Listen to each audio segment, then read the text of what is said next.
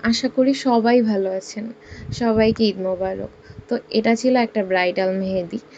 এই আপুর ঈদের ২য় দিনই বিয়ে ছিল।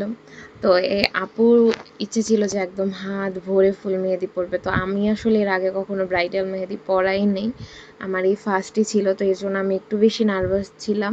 আর সেটা আমার কাজে আপনারা দেখতে পারবেন। কারণ আমার মনে হচ্ছিল যে আমি আসলে তেমন একটা ভালো কাজ এখানে আমি করতে পারি নাই। আমার মনে হচ্ছে যে আমি আমার বেস্ট এখানে দিতে পারি নাই। হয়তোবা আমার নার্ভাসের কারণে এরকম হইছে নাকি আমি জানি না। কিন্তু আমার মনে হইতেছিল যে ডিজাইনগুলা যখন আমি এবার পরে দেখলাম তো তখন মনে হচ্ছিল যে ডিজাইনগুলো আমি আরও ভালো দিতে পারতাম। কিন্তু কি আর বলবো, এখন যখন হয়ে গেছে তো হয়েই গেছে। বাট এরপর থেকে আমি চেষ্টা করব যেন আরও ভালো করে ডিজাইন করে দেওয়ার ট্রাই করব। তো এই আপু ছিল অনেক বেশি ভালো একটা আপু। তো আমি যখন একটু নার্ভাস ফিল করতেছিলাম আর যখন বলতেছিলাম যে আপু কেমন হয়েছে ডিজাইন, আমার মনে হয় ভালো হচ্ছে না এরকম কিছু, তো আপু বলতেছিল যে না আপু অনেক সুন্দর হয়েছে, তুমি তোমার মতো দাও। মানে এত বেশি আমাকে কমফোর্ট দিতেছিল যে মানে আমার আর ভয় লাগতেছিল না যে না কীরকম কী হবে। তো আমি আমার মতো করে ডিজাইন করতেছিলাম। আপু অনেক বেশি খুশি ছিল। তা আপুর শুধুই একটাই ছিল যে ওরা হাত ভরে মেহেদি দিতে হবে আর ওর একটা নাম দিতে হবে। তো সেইটা আমি সুন্দরভাবে রাখারই চেষ্টা করছি যে একদম হাত ভরে মেহেদি দিব। তো আমরা হয়েছে কি এখানে ভালোভাবে ভিডিও করাই হয় নাই। আপু ২ হাত ভরে মেহেদি পড়ছে। কিন্তু হয়েছে কি আপু আর আমার এত ভাইব ম্যাচ করছে যে আমরা মেহেদি পড়াতে কথাই বলতেছিলাম। তারপর আমার মনে পড়ছে যে আল্লাহ!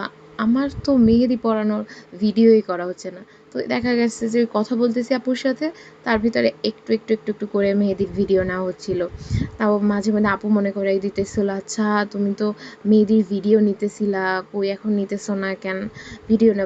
তো এরকম করে আমাদের গেছে, মানে খুব মজার ভিতরে গেছে।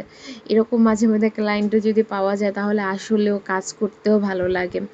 আপুকে এত সময় ধরে মেহেদি পড়াইতেছিলাম, আপু ১ মিনিটের জন্য বিরক্ত হয় নাই। না নাড়াচাড়া করছে, না ফোনে কথা বলছে কিছু। যখন হ্যাঁ, মাঝখানে একটু ফোন আসছিল জরুরি, তাও তাড়াতাড়ি ফোনে বলতেছিল যে, "আমি এখন মেহেদি পড়তেছি, আমি এখন তোমাদের সাথে কথা বলতে পারবো না। আমি যদি একটু লড়াই করি তাহলে আমার আপুর কষ্ট হবে।" তো এইভাবে যদি একটুখানি মেহেদি পড়ার সময় একটু ভাবে তাহলে না আসলে যে মেহেদি পড়ায় তারও অনেক বেশি উপকার হয়। কিন্তু আমরা জানি না কেন এরকম অনেকেই ভাবে না।